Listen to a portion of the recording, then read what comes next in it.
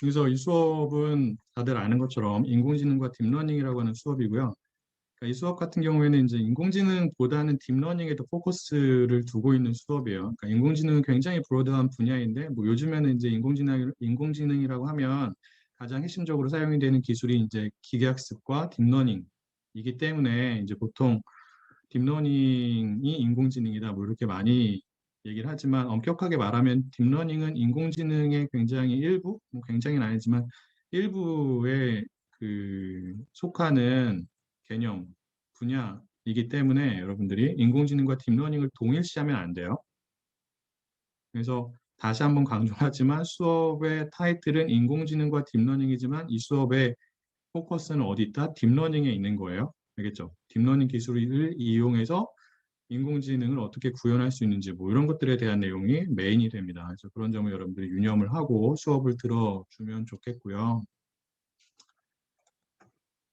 뭐 제 소개는 지난 수업 시간에 했기 때문에 그냥 넘어가도록 하고, 저 아까 말한 것처럼 이 수업 같은 경우에는 그 딥러닝에 대해서 여러분이 공부를 하는데, 딥러닝 같은 경우에는 신경망이라고 하는 또 다른 전통적인 기계학습 알고리즘을 토대로 합니다. 그래서 기본적으로 신경망이 어떻게 구성이 되어 있고 어떻게 작동을 하는지 이런 것들을 배운 다음에 이제 그런 걸 토대로 여러 개의 이제 딥러닝 알고리즘이라고 알려져 있는 것들에 대해서 여러분들이 이 수업을 통해서 공부를 하게 될 거고요. 이 수업은 그러한 목적을 달성하기 위해서 이제 크게 두 부분으로 구성이 되어 있습니다. 첫 번째 부분은 기본적인 내용을 다루는 이제 기본 부분이 되고, 기본적인 내용을 먼저 다룬 다음에 여러분들이 이제 그러한 내용을 토대로 좀 더 심화적인 내용을 공부하게 됩니다. 그래서 기본과 심화 두 가지 부분으로 구성이 되어 있다라는 것을 알고 있으면 되고요.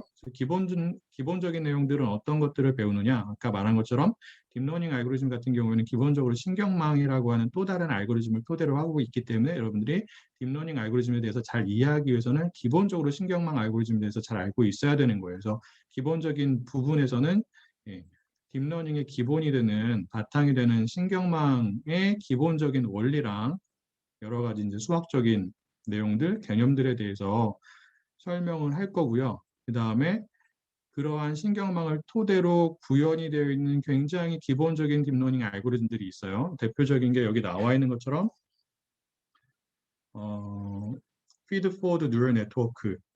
그래서 얘는 다른 이름으로 어떻게 불리기도 하냐면 아티피셜 뉴럴 네트워크 혹은 멀티 레이어 퍼셉트론 뭐 이렇게 불리기도 해요. 다 동일한 것을 의미합니다. 그래서 여기서는 그냥 피드포워드 뉴럴 네트워크라고 부를게요. 알겠죠? 그리고 또 이제 이미지 분석에 많이 적용이 되는, 뭐 이미지 분석에만 적용되는 건 아니에요. 텍스트 분석에도 많이 적용이 됩니다. 그래서 컨볼루셔널 뉴럴 네트워크라고 하는 CNN이라고 하는 알고리즘에 대해서 공부를 할 거고요. 그다음에 그 시퀀스 데이터, 시계열 데이터나 아니면 텍스트 데이터 아니면 여러 개의 이미지들로 구성이 되어 있는 비디오 데이터를 분석하는 데 적합한 리커런트 뉴럴 네트워크 RNN에 대해서도 공부를 하게 될 거고요. 그 다음에 오토 인코더는 약간 이제 사용되는 분야가 조금 다르긴 한데 얘네들은 보통 그 지도학습 알고리즘이에요. 근데 오토 인코더는 비지도학습이에요. 정확하게 말하면 얘는 셀프 슈퍼바이즈드라고 표현을 합니다. 정답이 있긴 있는데 정답을 사람이 직접 레이블링을 하는 게 아니라 그 데이터 안에 정답이 있어요. 그래서 이런 애들을 이제 제가 보기에는 이 표현이 더 맞는 것 같아요. 셀프 슈퍼바이즈드. 근데 어떠한 이제 사람들 같은 경우는 비주도 학습 알고리즘이라고 표현을 합니다. 왜? 사람이 직접 레이블링을 하지 않기 때문에 정답을 어, 표기를 하지 않기 때문에 비주도 학습이라고 하는데 정답이 없는 건 아니에요. 어쨌든 간에 얘는 이제 어떠한 목적으로 주로 사용이 되냐면 차원 축소, 아이고, 차원 축소 목적으로 많이 사용이 돼요. 그리고 더 나아가서는 이제 베리에이셔널 오토인코더라고 하는 게 있는데 걔 같은 경우에는 이제 VAE라고 표현을 하죠. 이 수업에서는 다루지 않아요. 얘는 이제 생성 모형이에요. 여기서부터는. 어떠한 새로운 데이터를 생성을 할 때 사용이 되는 모형이에요. 알고리즘. 그래서 이미지를 새롭게 생성을 한다든지 아니면 텍스트를 새롭게 생성을 한다든지 뭐 음악을 새롭게 생성을 한다든지 이러한 목적으로 이제 사용이 되는 게 Variational Auto Encoder가 되고 얘가 이제 더 발전을 하면은 GAN이라고 하는 적대적 생성 모형, 생성적 적대 모형 뭐 이렇게 표현을 하거든요. 그래서 얘가 되는 거예요. 근데 얘는 이 수업에서 다루지 않아요. 알겠죠? 이 수업에서는 생성 모형은 다루지 않습니다. 그래서 여기까지가 이제 기본적인 내용이 되는 거고요. 요거를 한 모르겠어요. 지금 계획 같아서는 이제 4주 만에 끝내려고 이제 생각을 하고 있는데 한 4, 5주는 걸릴 것 같아요. 금방이죠. 그리고 이제 그러한 기본적인 내용을 토대로 약간 심화적인 내용을 공부하게 됩니다. 이 심화라고 하는 거는 그 딥러닝 알고리즘 관련해서 절대적인 기준으로 심화가 아니라 이 수업에서 다루는 내용들 중에서 상대적으로 심화적인 내용이란 뜻이에요. 알겠죠? 딥러닝 알고리즘이 여기서 끝나는 게 아니에요. 이거보다도 더 많이 있습니다. 뭐 그렇게 많지는 않지만 더 많이 있어요. 대표적인 게 아까 말한 것처럼 겐 같은 게 있는 거고요. 그리고 뭐 그 이미지 분석 같은 경우에도 사물 인식에서 끝나는 게 아니라 오브젝트 세그멘테이션이라는 것도 있고 그다음에 뭐 비디오 분석 같은 것도 있죠. 뭐 비디오 분석 같은 경우에는 이미지 분석이랑 크게 차이가 없어요. 여러분들이 이제 비디오에 대해서 조금 공부를 해본 사람들 같은 경우에는 비디오는 그 여러 개의 이미지들로 구성이 된 거잖아요. 맞나요? 그래서 1초당 보통 뭐 30장의 이미지를 빠르게 이렇게 돌리면 사람 눈에는 그게 이제 움직이는 것처럼 보이는 거잖아요. 그렇기 때문에 비디오 분석도 어쨌든 간에 이미지 분석을 토대로 하고 있습니다. 그래서 여기서 배우는 내용들을 여러분들이 그대로 그 비디오 분석에 적용을 할 수가 있는 거고요. 그래서 심화적인 내용으로 어떤 걸 다루느냐, CNN 알고리즘을 기본적인 부분에서 일단 먼저 공부를 하고 그러한 내용을 토대로 좀 더 깊이 있는 내용들을 다루게 되는데 그 CNN 알고리즘을 바탕으로 개발이 되어 있는 여러 개의 또 다른 종류의 알고리즘들이 있어요. 그런 애들은 이제 보통 CNN 아키텍처라고 합니다. 대표적인 게 BGG라고 하는 게 있고요. 그다음에 2015년 15년에 나온 마이크로소프트에서 개발한 레즈넷이라고 하는 게 있고 그다음에 구글에서 개발한 구글넷이라고 하는 게 있고요. 그다음에 댄스넷 같은 것도 있고 그다음에 얼마 전에 또 구글에서 발표한 이피션트넷 뭐 이런 것들이 있어요. 얘네들은 모두 다 이미지 분석에 사용이 되는 알고리즘들이고요. 그래서 말한 것처럼 CNN 알고리즘을 기반으로 하고 있습니다. 그래서 이러한 알고리즘이 어떻게 작동하는지를 여러분들이 잘 이해하기 위해서는 기본적으로 CNN 알고리즘이 어떻게 작동하는지를 이해를 하고 있어야 돼요. 그래서 이제 그러한 내용을 먼저 공부를 한 다음에 각각에 대해서 뭐 디테일하긴 하진 않을 거고 주요한 원리에 대해서만 설명을 할 겁니다. 그래서 얘네들을 가지고 우리가 이미지 분류를 하게 됩니다. 이제 그러한 방법을 사전학습 모형 방법이라고 하는데 이제 그러한 방법을 어떻게 사용해 가지고 우리가 어떠한 이미지 분석을 할 수 있는지 보통 이제 이미지 분류에 적용이 많이 돼요. 그래서 이미지 안에 어떠한 오브젝트가 있을 때 그 오브젝트가 무엇인지를 그 분류할 때 이제 이러한 알고리즘들을 사용하게 됩니다. 그래서 그러한 방법들에 대해서 배울 거고요. 일단 거기까지 할 거고 시간적인 여유가 있으면 오브젝트 디텍션에 대해서도 그 공부를 할 거예요. 그래서 그 이미지 분류가 크게 세 가지로 구분이 됩니다. 물론 이제 그거보다 더 많은 것들이 있긴 하지만 주요하게 이제 구분을 해보자면 이미지 분석 같은 경우는 세 가지가 있는 거예요. 이미지 분류가 있고요. 그다음에 사물 인식, 오브젝트 디텍션이 있고 그다음에 세 번째가 오브젝트 세그멘테이션이 있어요. 여기서는 오브젝트 세그멘테이션은 다루지 않아요. 그래서 이미지 분류랑 오브젝트 디텍션의 차이는 무엇이냐면 똑같이 이미지 데이터, 즉 사진 데이터를 분석을 하는데 이미지 분류는 보통 사진 안에 주요한 오브젝트가 하나만 있는 경우에 해당 오브젝트가 무엇인지를 분류하는 거가 이미지 분류가 되는 거고요. 오브젝트 디텍션은 비슷하긴 한데 사진 안에 하나의 오브젝트만 있는 게 아니에요. 여러 개의 오브젝트가 있어요. 사람이 있을 수도 있고 자동차가 있을 수도 있고 여러 개의 오브젝트들이 하나의 사진에 포함이 되어 있는 경우에 각각의 오브젝트가 무엇인지, 사람인지 자동차인지 이런 거를 맞히는 거 플러스 해당 오브젝트가 사진 안에 어디에 위치해 있는지 이러한 문제를 이제 로컬라이제이션 문제라고 하거든요. 그래서 어, 오브젝트 디텍션 같은 경우에는 정확하게 말하면 클래시피케이션 플러스 로컬라이제이션 문제라고 볼 수가 있어요. 그래서 이 두 가지가 메인이고 그 다음에 더 나가서 오브젝트 세그멘테이션. 그래서 세그멘테이션 같은 경우는 각각의 오브젝트를 뭐 픽셀로 이렇게 해가지고 처리하는 방법인데 뭐 그거는 나중에 그 오브젝트 디텍션을 얘기를 할 때 다시 한번 설명을 할 거예요. 근데 여기서는 오브젝트 세그멘테이션은 다루지 않는다라는 거고요. 그래서 이 오브젝트 디텍션 같은 경우에는 그 시간이 허락을 하면 설명을 할 거예요. 이런 앞에 있는 내용들을 다루기에도 시간이 부족할 수 있어서 그리고 RNN 이 텍스트 분석에 많이 사용이 되는데 뭐 시계열 분석이나 텍스트 분석뿐만 아니라 시계열 분석과 같은 또 다른 종류의 이제 시퀀스 데이터를 분석할 때도 주로 사용이 됩니다. 그래서 기본적인 RNN을 수정 보완해 가지고 나온 알고리즘들이 있는데 대표적인 것들이 여기 이렇게 나와 있어요. LSTM, Long Short Term Memory라고 하는 알고리즘이 되고요. 그 다음에 GRU, Gated Recurrent Unit이라고 하는 알고리즘이 있고, Sequence to Sequence. 뭐 얘는 이제 완전 새로운 건 아니고 여기 나와 있는 LSTM이나 GRU나 아니면 RNN을 사용을 해가지고 인코더와 디코더를 만들어가지고 번역이나 이런 데 사용하는 알고리즘이 됩니다. 그래서 이러한 방법들을 배우게 될 거고요.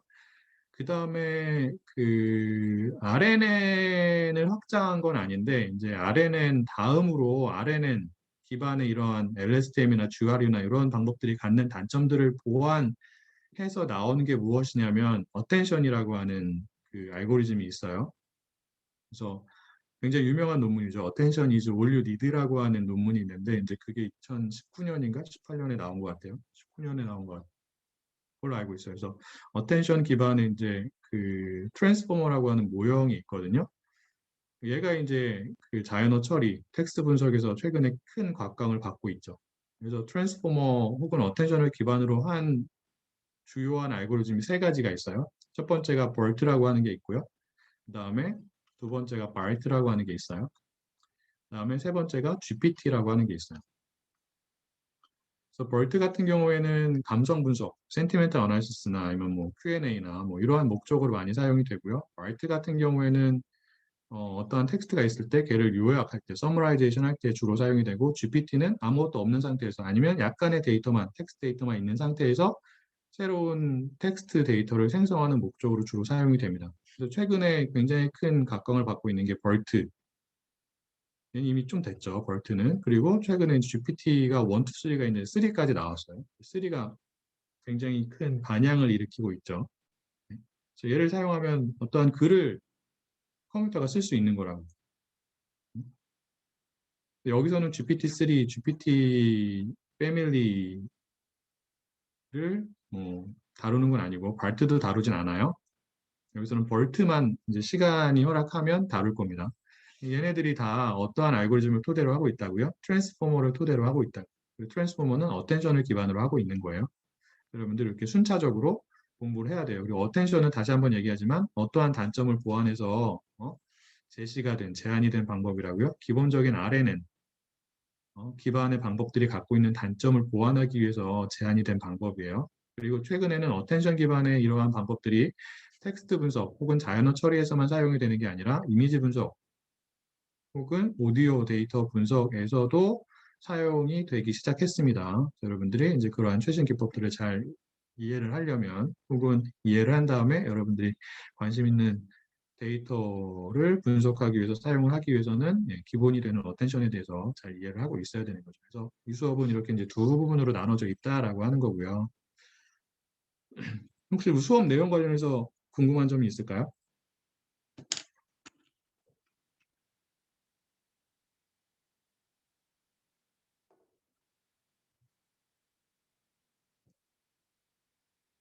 자, 여기서 나는 딥러닝에 대해서 혹은 신경망에 대해서 한 번도 공부해 본 적이 없다라는 사람들이 있어요?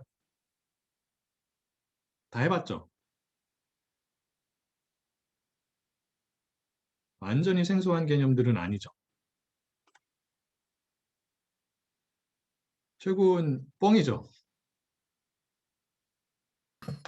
아니에요. 진짜 안 해봤어요.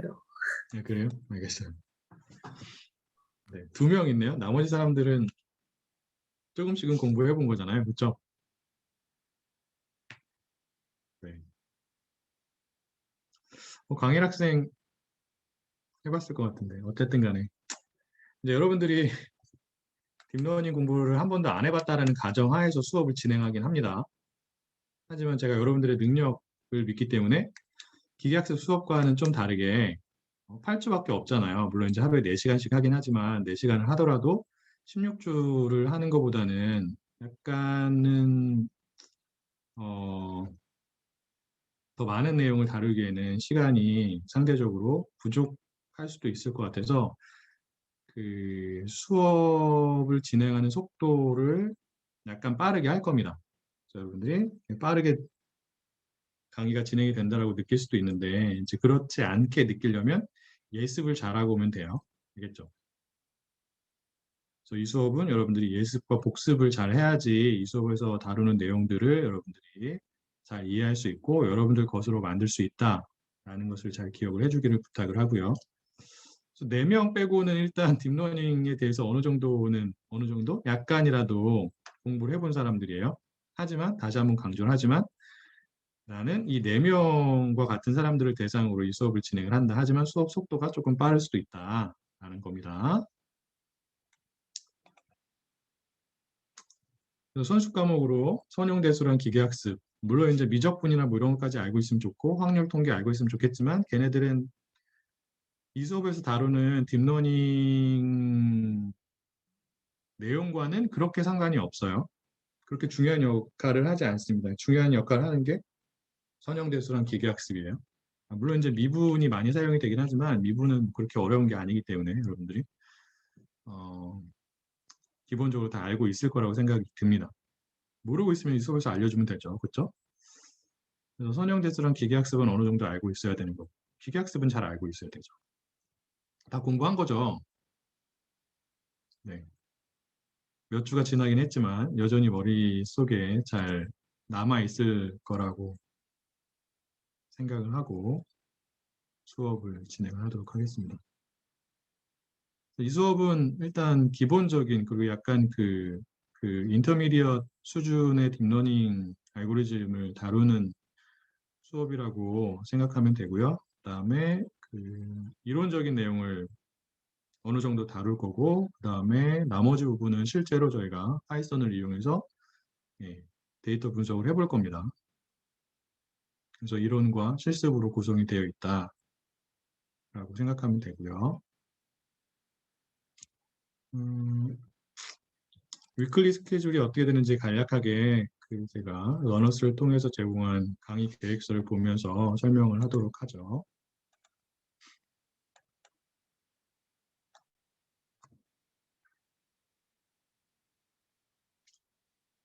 요거는 텐터티브 한 거예요. 아직 그 파이널라이즈가 된 게 아니라 수업을 진행하면서 예, 수업이 어떻게 진행되는지에 따라 가지고 약간씩 달라질 수도 있습니다. 그래서 일단 기본적으로 그 오늘부터 3주차 수업까지는 여기 있는 내용들처럼 기본적인 신경망 알고리즘에 대해서 공부를 할 거고 기본적인 신경망 알고리즘에서 공부를 한다는 게 무엇이냐면 이 수업에서 다루는 기본적인 딥러닝 알고리즘의 종류가 크게 이제 그 3개가 있다라고 얘기를 했잖아요. 오토인코더 빼고 FNN이 있고 그다음에 CNN이 있고 RNN이 있다라고 얘기를 했어요. 그래서 여기서는 기본적으로 FNN을 가지고 신경망이 어떻게 작동을 하는지 혹은 신경망을 여러분들이 어떻게 사용할 수 있는지 뭐 이런 것들에 대해서 얘기를 할 거예요. 그게 이제 한 3주 정도 돼요. 이론적인 내용을 다루고 직접적으로 저희가 FNN을 이용을 해가지고 데이터 분석을 해볼 겁니다. 그래서 회귀 문제를 풀어볼 거예요. 이제 보통 그 딥러닝 모형 같은 경우에, 딥러닝 알고리즘 같은 경우에 회귀 문제는 상대적으로 덜 사용되는 것 같아요. 근데 그럼에도 불구하고 회귀 문제 이제 어떻게 사용이 될 수 있는지를 보여줄 거고, 그 다음에 여러분들이 그 기계학습 시간에 배운 선형회귀 모형이 있잖아요.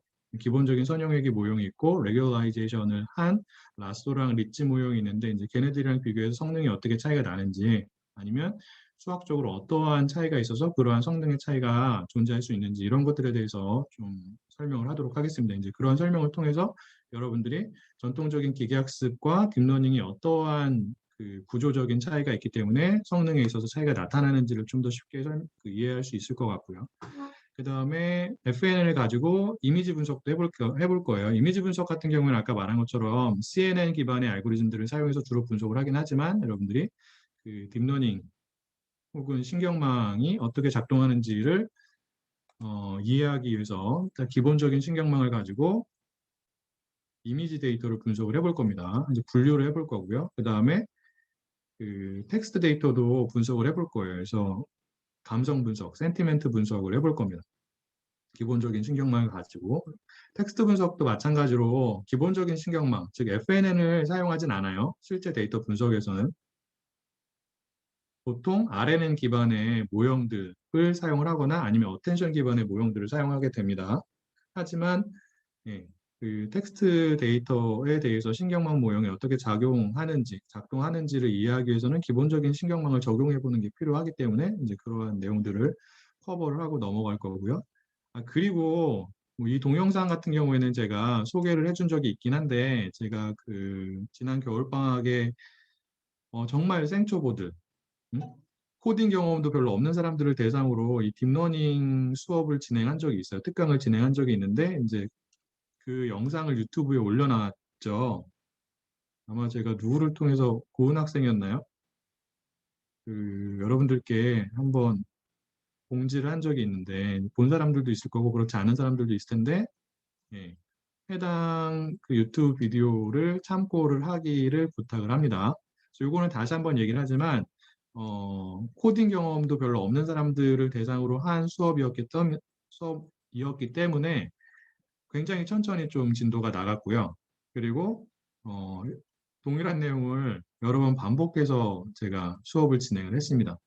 여러분들이 그런 점을 감안을 하고 봐줬으면 좋겠고, 그리고 속도가 약간 느리다고 생각이 될 수가 있기 때문에 한 그 비디오 재생 속도를 1.5에서 2로 해가지고 빨리빨리 예, 들어서 여러분들이 한번 이렇게 약간 스킴한다라는 느낌으로 보면 될 것 같아서 이러한 동영상도 보면 좋을 것 같고요.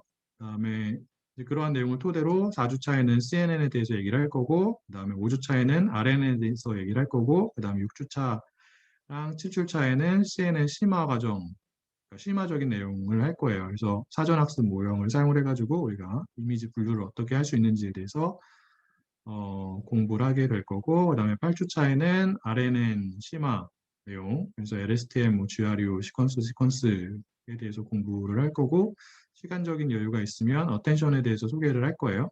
이게 이제 스케줄보다 좀 더 빠르게 진행이 된다라고 하는 경우에는 오브젝트 디텍션도 설명을 할 수 있을 것 같고요. 그 다음에 그 벌트까지 어느 정도는 설명을 할 수 있을 것 같아요. 근데 그것까지 설명을 하려면 정말 빠르게 나가야 돼요. 그래서 그만큼 여러분들이 예습과 복습을 철저히 해야지만 수업을 잘 따라올 수가 있고 수업에 대한 만족도가 높아질 거예요. 아니면 컴플레인을 하겠죠. 너무 빠르다고.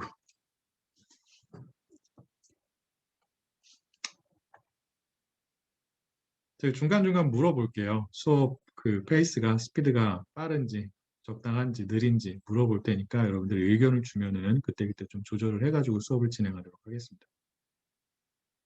그래서 이러한 내용들도 관련된 동영상이 그 유튜브에 올라와 있기 때문에 여러분들 참고를 하면 좋을 것 같고요.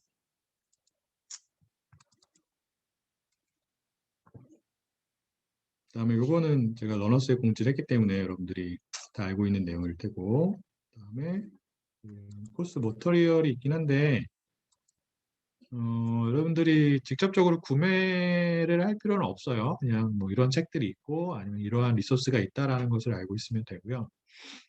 음, 그래서 딥러닝 일반 관련된 내용들로는 뭐 이러한 책들을 좀 보기를 권장을 합니다. 그래서 이 구펠로랑 벤지오랑 그 커빌이라고 하는 사람이 쓴 2016년에 나온 딥러닝이라고 하는 책 같은 경우에는 약간 이 분야에서 바이블처럼 여겨져요. 나온 지가 좀 되긴 했죠. 그래서 최신 알고리즘에 대한 설명은 없을 텐데 그 딥러닝 알고리즘의 이제 기본적인 원리에 대해서는 잘 다루고 있는 책이고, 이 요시아 벤즈브라고 하는 이 세칸 오서 같은 경우에는 이 딥러닝 분야에서 손가락 그 다섯 손가락 안에 드는 권위자 중에 한 명이에요.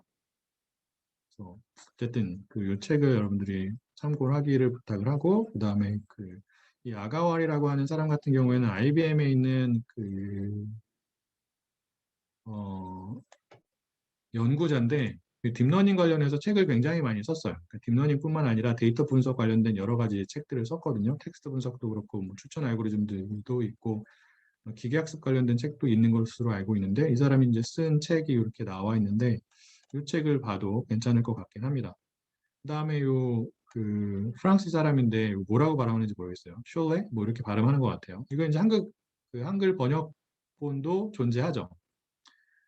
이 수업에서는 케라스를 가지고 그 딥러닝 알고리즘을 저희가 사용을 하게 되는데, 케라스를 만든 사람이에요. 지금 구글에 있는 것으로 알고 있습니다. 그래서 이 사람이 책을 케라스를 가지고 썼어요. 이제 굉장히 쉽게 설명이 되어 있고 여러분들이 또 쉽게 따라할 수 있는 그 내용을 담고 있기 때문에 참고를 하면 좋을 것 같고요. 그다음에 이제 우리나라에서 좀 유명한 책이 이거죠. 밑바닥부터 시작하는 딥러닝. 지금 3권까지 나와 있는데 제가 3권은 여기 이제 적지는 못했어요. 그래서 이런 책들도 보면 좋을 것 같습니다. 그다음에 자연어 처리 관련해서는 뭐 이런 책들을 보면 좋을 것 같고요. 특히 이제 한글 관련해서는 뭐 그 이 사람 블로그 이기찬 요 분이 고대에서 아마 석사를 하고 박사는 안 하신 걸로 알고 있고, 그 지금은 네이버에 들어가 있는 것으로 알고 있어요. 근데 이분이 어, 무슨 래시죠? 그 블로그 유명한 거 있잖아요. 갑자기 기억이 안 나네요. 이분이 한국어 인베딩이라는 책을 썼는데, 여러분들 뭐 텍스트 분석에 관심 있는 사람들은 아마 한 권씩 가지고 있을 거라는 생각이 들고요. 이 책도 보면 좋을 것 같고, 그리고 그 텐서플로우 2와 머신러닝으로 하는 자연어 처리라고 하는 이 책도 있는데, 이것도 좀 쉽게 잘 나온 것 같아요. 특히 이제 한글에 대해서. 그래서 이런 그 책들을 여러분들이 보면 좋을 것 같아요. 특히 이제 한글 텍스트 분석에 관심 있는 사람들 같은 경우에는. 컴퓨터 비전 같은 경우에는 뭐 이런 책들을 보면 될 것 같습니다. 우리나라에는 아직 그 컴퓨터 비전 관련해서, 즉 이미지 처리나 뭐 이런 것들 관련해 가지고 책들이 그렇게 많진 않아요. 그리고 그 영문판 책들 같은 경우에는 최근에 조금씩 나오고 있는 상황입니다. 얼마 전까지만 하더라도 작년이나 재작년까지만 하더라도 그 컴퓨터 비전 관련된 책들이 그렇게 많지는 않았어요. 이러한 책들이 이제 그러한 책들이었는데, 여러분들이 이제 하면 그 관심 있으면 보면 좋을 것 같고요. 책들은 이 정도고, 그다음에 동영상 강의도 굉장히 많잖아요. 근데 여러분들이 이제 좀 반드시 봤으면 좋겠다라고 하는 동영상 강의가 몇 개 있는데, 모두의 딥러닝은 한 번씩은 들어봤죠. 들어보지 않은 사람들도 물론 있겠지만, 요거는 그 당시 홍콩 과기대 교수님이었던 김성훈 교수님께서 굉장히 쉽게 설명을 해가지고 동영상으로 올려놓은 강의 자료가 되고요. 이제 그거를 토대로 이제 모두의 딥러닝 2가 나왔고, 참고로 이제 김성훈 교수님 같은 경우에는 홍콩 과기대에서 교수를 하시다가 네이버에 입사를 하셨다가 네이버 클로버 그 팀장이셨다가 지금은 나오셔가지고 업스테이지라고 하는 스타트업을 시작을 하셨어요. 어쨌든 간에 그런 히스토리가 있고요. 그 다음에 이제 앤드류 웅이라고, 제가 기계학습 시간에도 한번 얘기한 적이 있죠. 이분 같은 경우에는 원래는 이제 스탠포드 교수님이었는데 지금도 스탠포드에 계신지는 잘 모르겠어요. 스탠포드에 있다가 뭐 바이두에 갔다가 그 코세라를 창립하신 분이죠. 그리고 이제 코세라에 올라오는 강의들 중에서 딥러닝 AI라고 하는 그 회사에서 올리는 강의들이 있는데, 그 딥러닝 AI 같은 경우에도 이 앤드류 융 교수님이 창업을 한 회사가 됩니다. 그래서 이분은 기계학습과 딥러닝의 대가라고 할 수가 있고요. 그리고 여러분들이 지난 학기 열심히 공부했을 토픽 모델링, LDA 있죠. LDA 페이퍼의 세컨 옵서죠. 블레이가 퍼스트 옵서고. 이분은 통계학적으로 굉장히 뛰어나십니다. 그래서 이분의 CS 강의 혹은 뭐 통계 강의들을 여러분들이 참고하면 좋을 것 같고요. 딥러닝 관련해서는 딥러닝 렉처 시리즈가 있어요. 이게 원래 이제 코세라에서 제공이 되는 건데, 코세라에서 여러분들이 이 수업을 들으려면 한 달에 49불을 내야 돼요. 물론 동영상 강의 플러스 뭐 숙제도 있고 그레이딩 뭐 이런 것도 해주고 뭐 질문을 올리면 답변을 해주기도 합니다. 근데 동영상 강의만 보고 싶다라고 하는 경우에는 코세라를 돈 주고 여러분들이 사용할 필요가 없고 관련된 내용들이 다 유튜브에 올라와 있어요. 그래서 여기 링크를 이렇게 걸어 놨습니다. 크게 이제 5개의 코스들로 구분이 되어 있는데, 첫 번째가 이제 기본적인 내용이 되고, 두 번째가 하이퍼 파라미터 튜닝을 어떻게 할 수 있는지, 그 다음에 실제로 이제 머신러닝 프로젝트를 어떻게 진행할 수 있는지, 뭐 이런 것들에 대한 내용이 있고, 네 번째가 CNN 관련된 내용이고, 다섯 번째가 RNN 관련된 내용이 됩니다. 그래서 이러한 내용들을 여러분들이 참고를 하면 좋을 것 같아요. 그래서 이런 것들은 되도록이면 여러분들이 꼭 시간을 내서 보기를 부탁을 합니다.